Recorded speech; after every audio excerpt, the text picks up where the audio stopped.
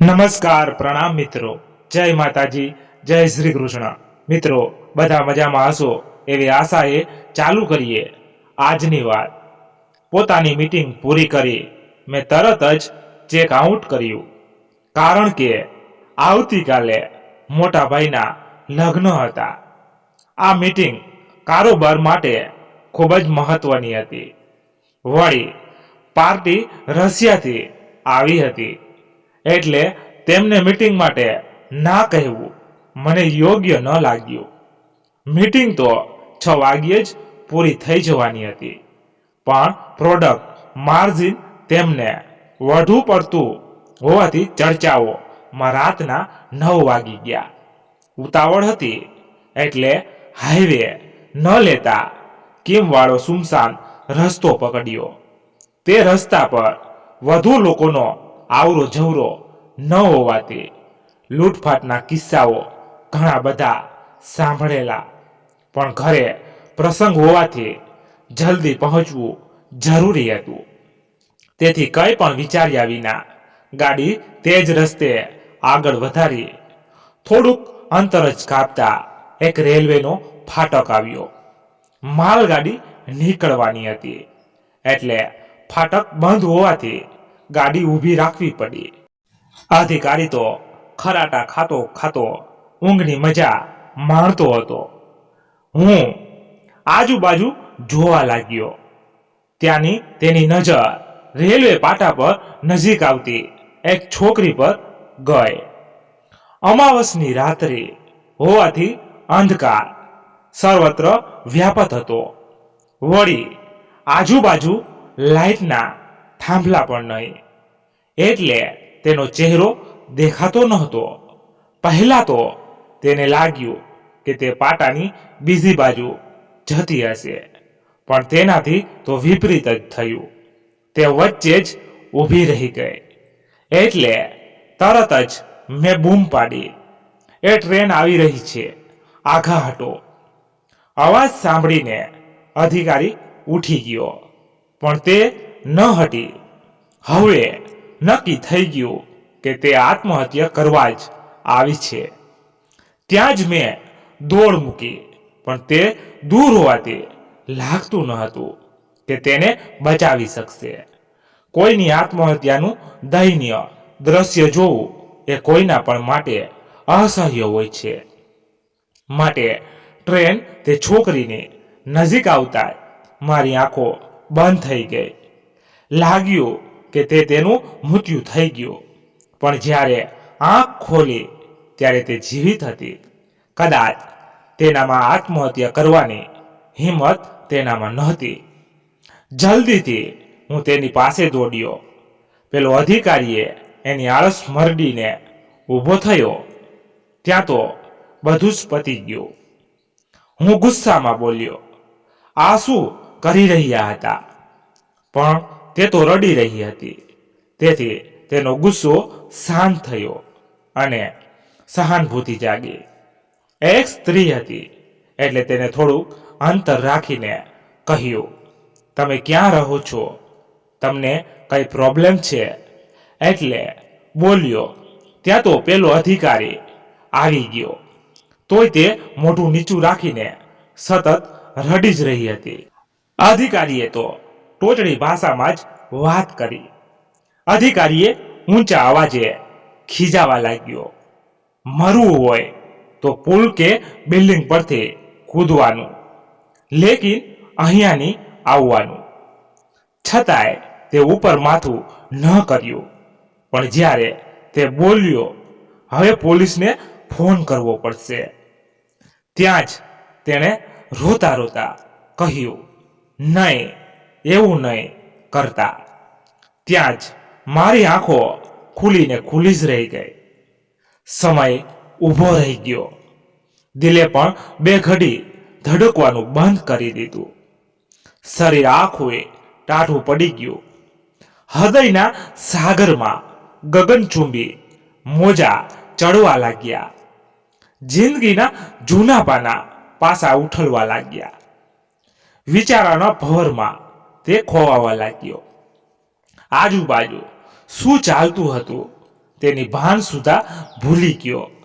અરે આ તો પણ અહીંયા શું કરે છે અને આત્મહત્યા કરવાની શું જરૂર પડી?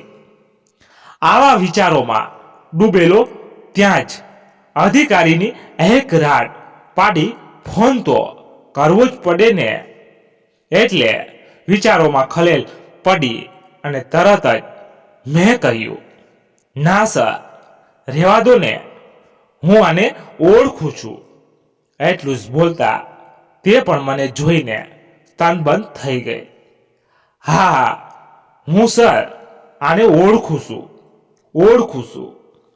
આને એમ કહીને તેણીએ મારો હાથ ફટાફટ કસથી પકડી લીધો. તેના ઘરે જો આ વાતની ખબર પડશે તો ખબર નહીં શું થશે. એમ વિચારીને હું બોલ્યો, જવા દો ને સર, આ મારી ફ્રેન્ડ છે, હું તેને તેના ઘરે છોડી દઈશ. પણ તે માનતો ન હતો. અંતે મેં કીધું કે કેટલામાં પહોંચશે. તે બોલ્યો ગુસ્સામાં, અહીંયા બધા વેચાવ નથી. હું બોલવા લાગ્યો, 1000, 5, 10, 15, 20 પર આવતા તેનું મન દગ્યું અને કહ્યું, બસ સર, 20 જ આપી દો. એટલે મેં તેને 20નો ચેક લખી આપ્યો. આ મામલાને અહીં જ રફા દફા કરી નાખ્યો. તે મારો હાથ છોડતી જ ન હતી. તે ખૂબ જ ગભરાઈ ગઈ હતી. ગાડીમાં બેસાડીને આગળ વધ્યા. તેનું રડવાનું બંધ જ થતું ન હતું. મારામાં શું થયું તે પૂછવાની હિંમત થતી ન હતી. પણ હિંમત કરીને પૂછ્યું તો વધારે રડવા લાગી. રસ્તામાં એક સાઈડ ગાડી ઊભી રાખીને પાણી આપ્યું.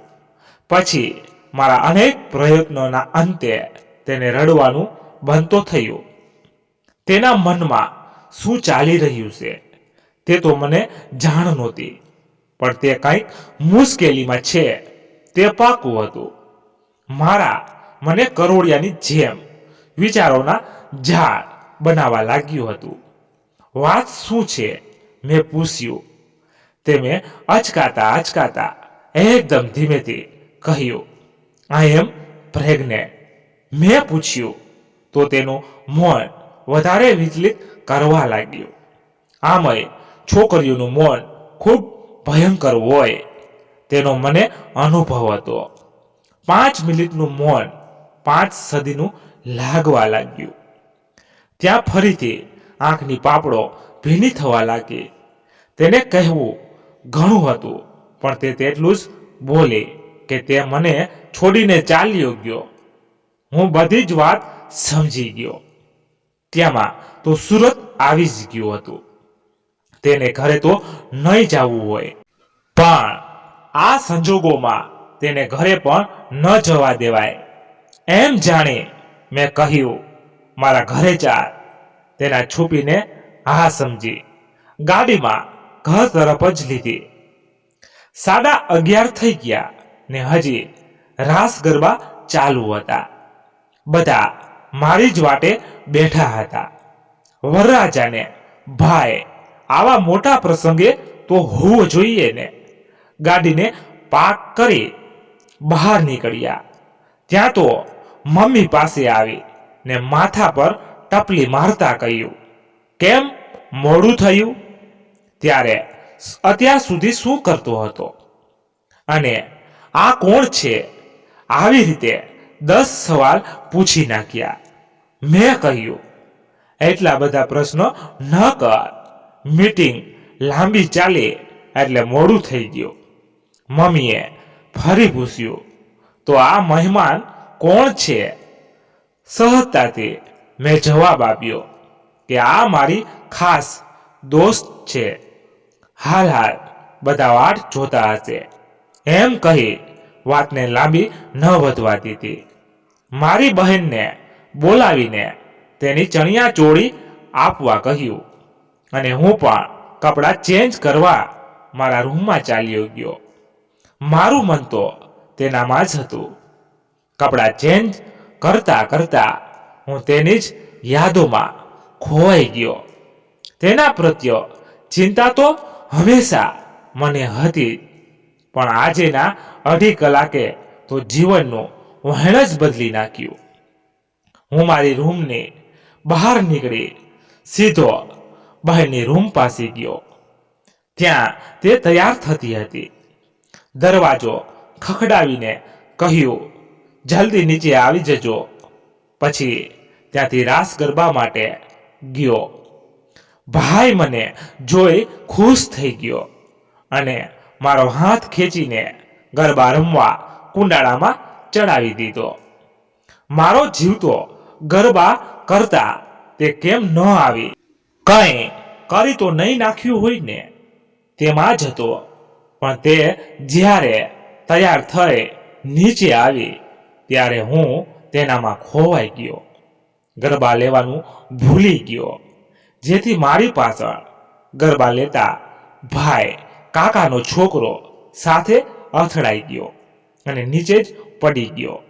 વળી ફરીથી પ્રેમમાં પણ પડી ગયો. તેની હિરણી જેવી સુંદર આંખો, વળી પર કાળું કાજલે મારા જેવા સિંહનું કતલ જ કરી નાખ્યું. આનાથી વધુ તેની સુંદરતાનું વર્ણન, કેમ કે તેની સુંદરતાનું વર્ણન કરવા માટે મારી કલમ ચાલતી જ નથી. અરે મારી તો શું, શેક્સપિયર અને કાલિદાસ જેવા મહાન નાટ્યકારોની પણ કલમને વિરામ આપી દે તેવું તેનું સૌંદર્ય છે. શબ્દકોશના સાગરમાં પણ એવો એક પણ શબ્દ ન મળે જેનાથી આ અપ્સરાના રૂપનું વર્ણન થઈ શકે. તેના ખોટા સ્મિતની પાછળના દુઃખનો અનુભવ કરી રહ્યો હતો, પણ અત્યારે તો કંઈ થઈ શકે તેમ ન હતું. રાતના 1 વાગ્યે ગરબાને વિરામ અપાણો એટલે તરત જ પથારી ગોતવા લાગ્યો. હું તેને મારી રૂમમાં લઈ ગયો અને કહ્યું, 2 દિવસ ખમી જા, પછી હું કંઈક કરીશ. તેણે પણ સમય અને સંજોગ સમજીને હા પાડી. પછી હું તેને મારા રૂમમાં સુવડાવી ધાબે અગાસી સુવા ચાલ્યો ગયો. થાક તો ઘણો હતો, પણ તેની યાદો સુવા દેતી ન હતી. ચંદ્રની સામે જોતા જીવનની તે ક્ષણો ફરી આંખોના પડદા સામે આવી ગઈ. 10મું પાસ કરી કોમર્સ લેવાનું નક્કી કર્યું. સાથે નવી ગલીની નવોદા વિચારીને ગજેરા વિદ્યાભવનમાં એડમિશન લીધું. નવી સ્કૂલ એ મારા માટે નવી જિંદગીની શરૂઆત હતી. પહેલો દિવસ એટલે તો ક્લાસ કયો છે તે પણ ખબર ન. એક છોકરાને પૂછ્યું કે આ કોમર્સનો ક્લાસ કયો છે. તેને કહ્યું ન્યૂ એડમિશન. મેં મોઢું હલાવીને હા પાડી. ત્યાં તો તેણે કહ્યું, સામે જો પેલી 5 છોકરીઓ ઊભી છે ને, બસ તે જ ક્લાસ. ત્યાં તો 5 જ હતી, પણ મારી નજર તો એક પાર આવીને ઊભું જ રહી ગઈ. તેનું એક હલકું સ્મિત અને તેનાથી પડતા ગાલ પર ડિમ્પલ તો મારું મન મોહી લીધું. નાનું હવાનું ઝોકું આવ્યું તેની જીલ્ફે આંખની સામે આવી ગઈ, અને જ્યારે હાથોથી તે જુલ્ફે ને કાન પાછળ લેતી વખતે જ્યારે મારી સામે જોયું, બસ તે જ સમય ક્લાસમાં જતા પહેલા જ મારા પ્રેમનું એકાઉન્ટ સેટલ થઈ ગયું. મારા દિલની એસી તેસી બની ગઈ. ક્લાસમાં ગયા પછી પણ હું તેને જોતો રહ્યો. કહેવાય છે કે જો નસીબમાં લખ્યું હોય તો જ મળે. તે કદાચ મારા કેસમાં સાબિત થઈ ગયું. મેં કોમ્પ્યુટર વિષય ન લેતા એસપી લીધું. દિલની આરઝુ હતી કે મહેબૂબા આ નાચીજ ના ક્લાસમાં આવે. ખુદાએ પણ આ આશિકની આરઝુને કબૂલ કરી. પછી તો શું હતું, હું સાઉથના હીરાની જેમ લાગી ગયો. લેક્ચર હોય કે રિસેસ આપણે તો તેને જ નિહાળીએ. મીડિયમ હાઈટ, બરાવદાર શરીર, રેશમી અને લાંબા વાળ. ઓહો, તેની હેરસ્ટાઇલ પણ જરાક હટકે. તે સમયે માથે પફ લેવાની હેરસ્ટાઇલ પ્રચલિત હતી, એટલે છોકરીઓ મોટા મોટા પફ લેતી. પણ મારી દિલરૂબાના તેવર જ અતરંગી હતા. તે એક નાની એવો પફ લેતી અને એક લટ રાખતી. વળી જે આંગળીઓની કળાથી લટને કાનની પાછળ મૂકતી, તે તો ગજબ હતું. જ્યારે હાજરી પત્રક આવ્યું ત્યારે હું તેનું નામ શું તે જાણવાનું મારું લક્ષ્ય બનાવી લીધું. હું એ જ વાટ જોતો હતો કે તે ક્યારેય યસ સર બોલે. પણ જ્યારે યસ સર બોલે ત્યાં તો દિલના બધા જ તારને તે સ્પર્શી ગઈ. દિલનું ગિટાર એક જ ધૂન ગાવા લાગ્યું. તે હતી તેના પ્રેમની ધૂન. તેનું નામ હતું દ્રષ્ટિ. ઘરે જઈ ફટાફટ ફેસબુકમાં સર્ચ કર્યું, પણ તે ફેસબુકમાં ન હતી. દ્રષ્ટિ વિશે વધુ જાણવાની મારામાં ઝંખના જાગતી રહેતી. સૂતા જાગતા, ઉઠતા બેસતા તેના બસ દ્રષ્ટિ દ્રષ્ટિ જ મનમાં આવતી રહેતી. કાંઈક વખત તો મને એમ થતું કે હું પાગલ તો નથી થઈ ગયો ને. એક અઠવાડિયા પછી સોમવારના રોજ મેં ગોકલધામ સોસાયટી વાળો રોડ પકડ્યો. આમ તો હું ક્યારેય તે રસ્તો પકડતો ન હતો, પણ ખબર નહીં તે દિવસે તે જ રસ્તે જવાનું મન થયું. કિસ્મતના લેખમાં લખ્યું હશે, જેથી મેં દ્રષ્ટિને ગોકુલધામ સોસાયટીની આગળ ઊભેલી જોઈ. દિલ તો વધારે હરખાઈ ગયું. વળી ટ્યુશનનો ટાઈમ પણ એવો થયો કે હું તેને જોઈ શકું. મારો ટ્યુશન ટાઈમ 4 to 6, જ્યારે તેનો 6 to 8નો. ટ્યુશન તો એક ન હતા, પણ રસ્તો એક હતો. ટ્યુશનમાંથી છૂટી થાય ત્યાં તો વીજળીના વેગે સિંગણપોર રોડ પર ચાલ્યું જવાનું. ખાસ એ પણ દિલબરને જોવા. તે ચાલીને આવતી હતી, તો પછી તો આ આશિકે પણ ચાલીને આવવા લાગ્યો, જેથી થોડોક વધારે ટાઈમ તેને જોઈ શકું.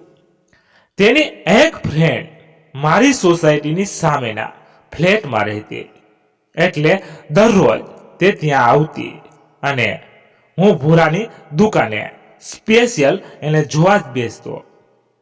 પણ હું ઠર્યો એક સંસ્કારી મા બાપનો દીકરો, એટલે ઘરમાં પહેલેથી જ એક છોકરો અને છોકરી વચ્ચેનું અંતર જાળવી રાખવાનું પરોક્ષ રીતે શિક્ષણ મળેલું. સાથે 5 ભાઈઓના કુટુંબમાં ફક્ત 2 બહેનો, અને એ પણ ગામડે રહે. એટલે આમ જોતા છોકરીઓ સાથે વાતો કરી હશે એ પણ નહીવત બરાબર. નાનપણથી સ્કૂલમાં પણ આ જંત્રો રખાડવામાં આવ્યા, જેને લીધે કોઈ છોકરી સાથે વાત કરવું એ મારા માટે વર્લ્ડ વોર 3માં જવા બરાબર થઈ જતું. तेरी एक नजर के लिए तरसता हूं, कैसे बताऊं कि मैं तुमसे कितना प्यार करता हूं. तुम मेरे रग रग में समाई है. यूं लगता है आसमां से तुम मेरे लिए आई है. हर पल उस चांद से तेरी तारीफ करता हूं. कैसे बताऊं मैं तुमसे कितना प्यार करता हूं. तुझसे हर घड़ी मिलने को तरसता हूं. कैसे बताऊं कि मैं तुमसे कितना प्यार करता हूं.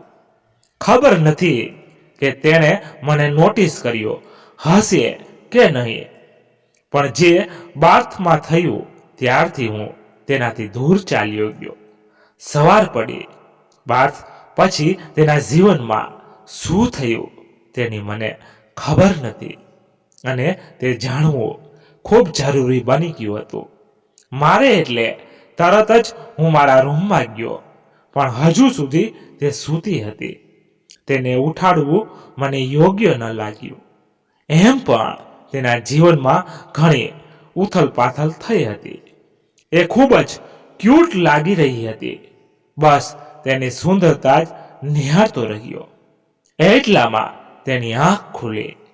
મને જોઈ તે તરત જ બેઠી થઈ અને બોલી, ક્યારે આવ્યો? બસ હમણાં મેં ઉત્તર આપ્યો. ત્યારબાદ રૂમમાં ઘણો સમય મૌન રહ્યો. જ્યારે બેમાંથી એકને ઘણું બધું કહેવું અને બીજાને ઘણું બધું પૂછવું હોય ત્યારે બંનેને ક્યાંથી શરૂ કરવું તે ખબર જ ન પડે. તમને બધાને તો ખબર જ હશે કે જ્યારે તમે કોઈ છોકરીને પૂછવા માંગતા હોય કે ડુ યુ લવ મી, અને તે છોકરી પણ તમને એ જ કહેવા માંગતી હોય કે આઈ લવ યુ, તે સમયે ક્યાંથી શરૂઆત કરવી એ ન તમને ખબર પડે કે ન તેને. મતલબ કે એને એ જ કહેવું તું જે મારે પૂછવું તું, પણ લવ યુ. હો, એણે મોં હલાવીને કહ્યું. શું? મેં કહ્યું, કંઈ નહીં, લગ્ન પતે પછી બધી વાત કરીશું. બસ ત્યાં સુધી કંઈ પણ આવડું પગલું ન ભરતી. હું તારી સાથે છું, બધું જ સરખું કરી દઈશ. મારી ઉપર વિશ્વાસ રાખ. બસ આમ કર્યું ત્યાં મમ્મી આવી ગઈ અને બોલવા લાગી, બધા તૈયાર થઈ ગયા છે, બસ તું જ બાકી છો, જલ્દી કર. દ્રષ્ટિની સામે જોઈ હું નીકળી ગયો. પછીના 2 દિવસો સુધી ભલે હું લગ્નમાં વ્યસ્ત રહ્યો, પણ મનમાં તો તે જ ખ્યાલ ચાલતા રહ્યા. રાતના મેં કહ્યું, કાલે મારી સાથે કંપનીએ આવજે. તેણે હમ કર્યું. બીજા દિવસે હું તેને મારી સાથે કંપની લઈ ગયો. રસ્તામાં મેં તેને કંઈ જ ના પૂછ્યું, કેમ કે મને ખબર હતી જો હું કંઈ પૂછી તો તેને દુઃખ થશે અને રડવા લાગશે. એટલે બધી જ વાત બંધ બારણે થવી જોઈએ તેમ હતી. કંપનીએ પહોંચી મેં બધા સ્ટાફને કહી દીધું, જો જરૂરી કામ હોય તો જ બોલાવજો. દ્રષ્ટિને મારી ઓફિસમાં લઈ ગયો અને મેં તરત જ પૂછ્યું, કોણ છે? તે યશ ધીમા સ્વરે કહ્યું. ત્યાં તો મેં બીજા 3 સવાલ પૂછી નાખ્યા. કોણ યશ? કહાં રહે છે અને શું કરે છે? આપણે બધા સાથે જ હતા બાથમાં. તેટલું બોલી ત્યાં હું બધું જ સમજી ગયો. યશ ખૂબ જ ગુડ લુકિંગ છોકરો હતો અને જેના ઘણા બધા લફરા હતા તે સમયે. આગળ મેં કહ્યું, તો પછી શું થયું? રડતા રડતા તેને વાત આગળ વધારી. હું અને યશ સ્કૂલ ટાઈમથી રિલેશનમાં હતા, પણ કોઈને ખબર ન પડવા દીધી હતી. કોલેજ પણ અમે સાથે પૂરી કરી અને પછી અમે બંને ક્યારે ફિઝિકલ થઈ ગયા તેની મને ખબર જ ન રહી. હું તેની સાથે જીવન જીવવાના સપનાઓ જોતી. જેટલો પણ સમય તેની સાથે વિતાવતી તે ઓછો લાગતો.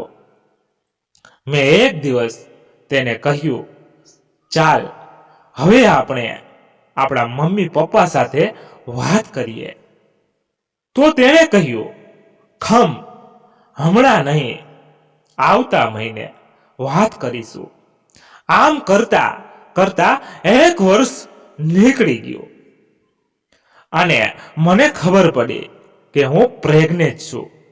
મેં તેની સાથે વાત કરી ત્યારે તે કહેવા લાગ્યો, મારે તારી સાથે લગ્ન નથી કરવા. હું તેના ઘરે ગઈ તો મને જાણ થઈ કે તેણે પહેલા પણ એક છોકરી સાથે આવું કર્યું હતું. એટલે તેના મમ્મી પપ્પાએ પણ તેને ઘરની બહાર કાઢી નાખ્યો હતો. ઘરે પણ હું શું મોં લઈને જાઉં અને સમાજ સામે લડવાની તાકાત મારામાં ન હતી. એટલે મેં નક્કી કર્યું કે હું આત્મહત્યા કરી લઈશ, પણ આત્મહત્યા કરવાની હિંમત ન કરી શકી. હું દ્રષ્ટિ પોતાની વાત પૂરી કરી છે તે રડતી રહી. શું તું ઈચ્છે છો હવે? મેં પૂછ્યું. શું કરું? હવે મારા મમ્મી પપ્પા સામે જવાની મારામાં હિંમત નથી. વળતો જવાબ આપ્યો. એક કામ કર, હું તારા માટે હોટલમાં એક રૂમ બુક કરાવી દઉં છું. ત્યાં તું રહે. ત્યાં સુધી શું કરવું તે વિચારું છું. એમ કહી મેં તેનો રૂમ બુક કરાવી હોટલ મોકલી. હું વિચારવા લાગ્યો. મારા એક મિત્રને ફોન લગાડ્યો અને યશ ક્યાં છે તેની જાણકારી મેળવી. તે કેનેડામાં છે તેણે તેવું મને કહ્યું. સાથે તેણે મને ફોન નંબર પણ આપ્યો. તરત જ મેં તેને ફોન લગાડ્યો. યશે ફોન ઉચક્યો. હું. હેલો યશ. યશ. હા, પણ તમે કોણ? હું અંકિત બોલું છું. યશ. કોણ અંકિત? હું. અરે યાર, ભૂલી ગયો, આપણે બાથમાં સાથે હતા. યશ. અરે હા, બોલ બોલ, શું કામ હતું? તું દ્રષ્ટિને ઓળખશો? યશ. કોણ દ્રષ્ટિ? આપણી સાથે ભણતી હતી તે. યશ. હા, પણ તે તો કોલેજ પછી તો મને મળી જ નથી અને મારા કોન્ટેક્ટમાં પણ નથી. તે હું ગુસ્સામાં. ઓય, સાનું મુનો, જે ભૂલ થઈ છે તેને સ્વીકારી લે અને તેને અપનાવી લે. યશ મોટા અવાજમાં. કોઈ મારું કંઈ નહીં ઉખાડી શકો. એ એની ભૂલ છે, મારી નહીં. એ બધું એની મરજીથી થયું છે અને એ પણ કઈ નાની છોકરી ન હતી. જો બાર ખબર પડશે એને તો તેની આબરૂના ધજાગરા ઉડી જશે અને સમાજમાં તે જીવી નહીં શકે. તારી લીધે તે આત્મહત્યા કરવા ગઈ હતી. યસ. તું મારે શું? મેં તેની સાથે બ્રેકઅપ કરી લીધું છે, એટલે હવે એ એના રસ્તે અને હું મારા. એમ કહી યશે ફોન મૂકી દીધો. મેં ફરીથી ફોન લગાડ્યો. યશ, તે સાવ તૂટી ગઈ છે. હું તારા હાથ જોડું છું. મહેરબાની કરીને તેને સ્વીકારી લે. ફોન ફરી કાપી નાખ્યો. ફરી લગાડ્યો. યાર, અહીંયા એક નહીં પણ બે જિંદગીનો સવાલ છે. યસ, હવે એને જે કરવું હોય એ કરે. હવે ફોન નહીં કરતો, નહીં તો હું કાયદાકીય પગલાં લઈશ. એમ કહી ફોન કાપી નાખ્યો. હવે શું કરવું એ હું વિચારવા લાગ્યો.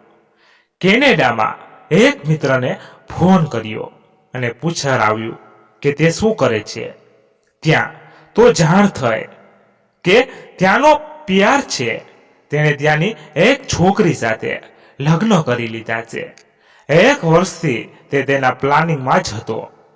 દ્રષ્ટિ તો તેના માટે ટાઈમ પાસ હતી. જો કેસ કરીએ તો દ્રષ્ટિની બદનામી થાય. કેસ જીતીને જો તેની સાથે દ્રષ્ટિ રહેવા જાય તો તે સુખી ન રહી શકે. તો હવે એમાં ને એમાં સાંજ પડી ગઈ. મેં દ્રષ્ટિને ફોન કર્યો અને કહ્યું, હું કલાકમાં આવું છું, તું ટેન્શન ન લેતી અને જમી લેજે. ફરી કહ્યું. ઘરે જઈ ફ્રેશ થઈ જમ્યા વગર જ દ્રષ્ટિ પાસે ગયો, કેમ કે મને ખબર હતી કે તેને નહીં ખાધું હોય. હોટલ પહોંચી તરત જ મેં રૂમમાં 2 ગુજરાતી થાળી મોકલાવા કહ્યું. જેવો હું ડોર પાસે ગયો તો ડોર ખુલ્લો હતો. હું તો ડરી ગયો. ફરીથી કંઈ કરી તો નહીં નાખ્યું હોય ને? તરત જ રૂમમાં જઈને જોયું તો બેડના ખૂણા પાસે નીચે ચૂપચાપ બેઠી હતી. હું આવ્યો એ પણ એને જાણ ન હતી. ચિંતામાં જીવતે જીવત ચિંતા વગર બળતી હતી. એક મરદું પડું હોય તેવું લાગતું હતું. તેને ઊભી કરી બેડ પર બેસાડી ત્યાં વેટર જમવાનું લઈને આવ્યો. તેને ટિપ્સ આપી દોર બંધ કર્યો. તે બોલી, મને ભૂખ નથી. મેં કહ્યું, એક બટકું ખાઈ લઈશ તો કાંઈ જાડી નહીં થઈ જાય. ત્યારે એનો મોં પર એક નાનકડી સ્માઇલ આવી અને મારા હાથે થોડીક જમી. મને ભૂખ તો નથી લાગી. પછી તેની સાથે બેસીને મેં બધી વાત કરી. મેં કહ્યું, આપણે જો તેના પર કોઈ પણ કાર્યવાહી કરીશું તો જીત ભલે આપણી થાય, પણ તેનો કોઈ મતલબ નહીં રહે. અંતે તને અને તારા પરિવારને સમાજ ખરાબ નજરે જોશે. તો હવે દ્રષ્ટિ બસ એક શબ્દ બોલી. મેં કહ્યું, એક રસ્તો છે, પણ જો તને યોગ્ય લાગે તો. દ્રષ્ટિ, કયો તું મારી સાથે મેરેજ કરી લે. એમ કહી દે કે તારા પેટમાં જે બાળક છે એ મારું છે. 1.5 વર્ષ પછી તું મને ડિવોર્સ આપી દેજે, જેનાથી તારી બદનામી નહીં થાય અને ડિવોર્સના સમયે તે મારી મિલકતમાંથી થોડોક ભાગ મળશે, જેથી તને ફાઇનાન્શિયલી સપોર્ટ મળી જશે અને તું તારી જિંદગી નવેસરથી જીવી શકીશ. અને રહી આ બાળકની વાત, તો તે મારા પાસે રહેશે. પછી તો તે કંઈ બોલી જ નહીં. મને લાગ્યું કે મારે આ ન કહેવું જોઈએ હતું. હું પણ ચૂપચાપ બેઠો રહ્યો. થોડી વાર પછી તે બોલી, તું મારી ભૂલને તારે માથે શા માટે લે છે? મારી તો બગડી, પણ મારા માટે તું તારી જિંદગી કેમ બગાડે છે? તું મારી ફ્રેન્ડ છો. બસ હું એટલું તો બોલ્યો. ત્યાં તેણે કહ્યું, તારાને મારા સંબંધનો કોઈ આધાર જ નથી. ભલે તારાને મારા સંબંધનો આધાર નહીં હોય, પણ એટલું યાદ રાખજે, તું હંમેશા મને તારી સાથે જ જોઈશ. કાલે આપણે કોર્ટ જઈને લગ્ન કરીશું. કહી તેને સુવડાવી ઘરે ગયો. પણ આ રાત સુવા ક્યાં દેવાની હતી? બારી પાસે ઊભો રહી બસ તેના વિશે જ વિચારતો રહ્યો. જિંદગીએ કેવી રમત રમી છે દ્રષ્ટિ સાથે. તેનું તૂટી જવું પણ સ્વાભાવિક હતું. જેને તમે દિલો જાનથી પ્રેમ કરતા હો, હાથ પકડી સાથ રહેવાના વાદા કર્યા હોય, અને એક દિવસ તે જિંદગીના એવા એક વળાંકે તમને એકલા છોડીને ચાલ્યા જાય તો? ભલ ભલા તૂટી તો શું, અંતરથી મરી જાય. મારી બુદ્ધિ અને દિલનો સંઘર્ષ ચાલુ રહ્યો. હું શું કામ તેના માટે એટલું બધું કરી રહ્યો છું? હું એ રસ્તે ચાલવા જઈ રહ્યો છું જેની બધે કિંમત મારે જ ચૂકવવી પડશે. પ્રેમનો આ જામ પણ અજીબ છે. ચડી ગયા પછી ઉતરે તો નહીં જ. સમય જતા વધુ ચડે છે. દિલની એ દાસ્તાન કદી વિસરે જ નહીં. જશું જેથી તે થોડીક ખુલીને જીવી શકે, પોતાની જિંદગીને નવી શરૂઆત આપી દે. એટલા આંખ લાગી ગઈ. સવાર ઉઠી દ્રષ્ટિને જણાવ્યું કે આપણે બીજે રહેવા ચાલ્યા જશું, પણ તેણે ના પાડીને કહ્યું, મારા લીધે તું શું કામ તારી ફેમિલીથી દૂર જશે? આપણે અહીં જ રહીશું, કાંઈ વાંધો નહીં. આજે બપોરે તું ઓફિસે આવજે, મારે તારી સાથે એક વાત કરવી છે. કહી હું નીકળી ગયો. ઓફિસે જઈ નજીકની એક કોલેજમાં ફેશન ડિઝાઇનિંગમાં કોર્સની બધી માહિતી લઈને ફોર્મને બધું તૈયાર રાખ્યું. બપોરે આવી એટલે મેં કહ્યું, મને એવું લાગે છે કે તારે આ કોર્સ કરવો જોઈએ, જેથી તું તારા પગે ઊભી રહી શકે. દ્રષ્ટિ, પણ તને કેમ ખબર કે મારે આ જ કરવો છે ને કોર્સ ખૂબ જ કોસ્ટલી છે. તે મારી ખૂબ જ મદદ કરી છે. મને તારું નામ આપીને મારી ઇજ્જતને સંભાળી અને રહેવા માટે એક ઘર આપ્યું. હવે હું વધારે તારા અહેસાન લેવા નથી માંગતી. આ કોઈ અહેસાન નહીં, પણ એક ફ્રેન્ડ તરફથી બીજા ફ્રેન્ડને એક ગિફ્ટ છે. કહી ઘણું સમજાવ્યું. પછી માતાજી માન્યા. દ્રષ્ટિ તરફ ફરી હું અટ્રેક્ટ થવા લાગ્યો. જીવન પ્રેમના અનેક રંગોથી રંગીન બની ગયું. રોજ સવારે વહેલા ઉઠી તેને જોયા કરું. સવાર તો એને જોઈને જ ગુડ થઈ જતી. તેને કોલેજે મૂકી હું ઓફિસે ચાલ્યો જતો. તે પ્રેગ્નેન્ટ હતી એટલે મને તેનું ટેન્શન ખૂબ જ હતું. સમય વીતતો ગયો. તે સમય પણ આવી ગયો જ્યારે તેણે એક માસૂમ ઢીંગલીને જન્મ આપ્યો. એકદમ દ્રષ્ટિ જેવી જ લાગી હતી. હું ખૂબ જ ખુશ થયો, સાથે થોડીક અચકાહટ પણ હતી. એ મારું લોહી ન હતું એમ નહીં, પણ સત્ય જાણ્યા પછી એ મારી પાસે રહેશે કે નહીં. લેકિન હું ત્યાં હતો. ડિવોર્સ પછી ઢીંગલી મારી પાસે જ રહેશે. ડિવોર્સ માટે મેં વકીલને ફોન કરી લીધો, કેમ કે દ્રષ્ટિએ એક મુસાફિર હતી. જીવનને અલગ જ ઢંગથી જીવતી. હાથમાં વિચારોનું બ્રશ લઈ હરેક પળને રંગી દેતી. આ કાદવી દુનિયામાં કમળ બની ગુલાબી મુસ્કુરાતી સપનાઓની પંખોથી વાદળોની પેલે પાસ જહાનમાં ઉડતી. સૂરજ સાથે સાથે હરખાતી. સૂરજ વખત મુરઝાતી. હું તેની જિંદગીને દબાવવા માંગતો ન હતો. She deserves much better life.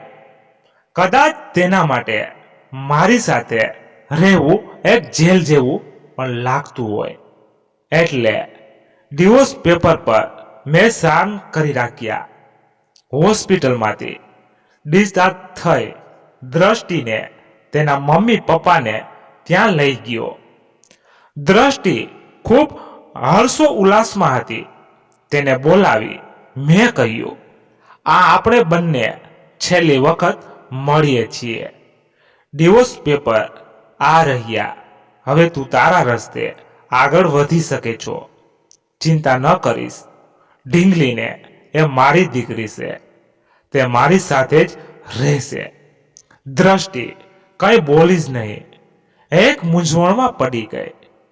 તારા જવાબની હું રાહ જોઈશ. હું તારા નિર્ણયનું સન્માન કરીશ. એમ કહી હું નીકળી ગયો. બીજા દિવસે દ્રષ્ટિના પપ્પા મારા ઘરે ડિવોર્સ પેપર્સ સાથે ઢીંગલીને પણ સાથે લાવ્યા. હું બધું સમજી ગયો. મારા પરિવારને ખૂબ જ આઘાત લાગ્યો. ગઈ કાલે રાતે જ મેં બધી જ હકીકત બધાને કહી દીધી હતી અને મારી કંપનીના 60% શેર દ્રષ્ટિના નામે કરી દીધા હતા. ભાઈ ભાભી આ નિર્ણયમાં મારી સાથે રહ્યા. હું ઢીંગલીને લઈ આ સમાજથી દૂર રશિયાના એક નાનકડા શહેરમાં મોસકમાં રહેવા નીકળી પડ્યો. મિત્રો, વાર્તાને અહીંયા જ વિરામ આપું છું. આશા રાખું છું કે તમને ગમી હશે. તો તમારે શું કહેવું છે એ કોમેન્ટમાં કહેજો, અને પસંદ આવી હોય તો લાઈક અને તમારા મિત્રો સાથે શેર જરૂર કરજો. અને હા, ચેનલને સબસ્ક્રાઇબ કરતા જજો હો, ભૂલાય નહીં. એટલે દરરોજ નવી વાર્તા સાથે સાંભળવા મળતી રહે. ધન્યવાદ. ફરી મળીએ નવી વાર્તા સાથે. ત્યાં સુધી બધા મસ્ત રહો, તંદુરસ્ત રહો. જય માતાજી, જય દ્વારકાધીશ. હર હર મહાદેવ, મહાદેવ, મહાદેવ. જય શ્રી રામ, જય બજરંગ બલી. મિત્રો, આ વાર્તામાં અમારી કોઈ ભૂલ થઈ હોય તો કોમેન્ટમાં દર્શાવજો. વાંચવામાં ક્યાંય શબ્દ લખવામાં તો અમને માફ કરજો. હું તમારી માફી માંગુ છું. અને તમે કોમેન્ટ જરૂર કરજો, એટલે અમે આગળ વાર્તામાં જેટલો બને એટલો સુધારો લાવી શકીએ. તો કોમેન્ટ કરતા રહેજો, એટલે અમને ખબર પડે કે અમારી કાંઈ ને કાંઈ ભૂલ થઈ છે. તો થેન્ક યુ.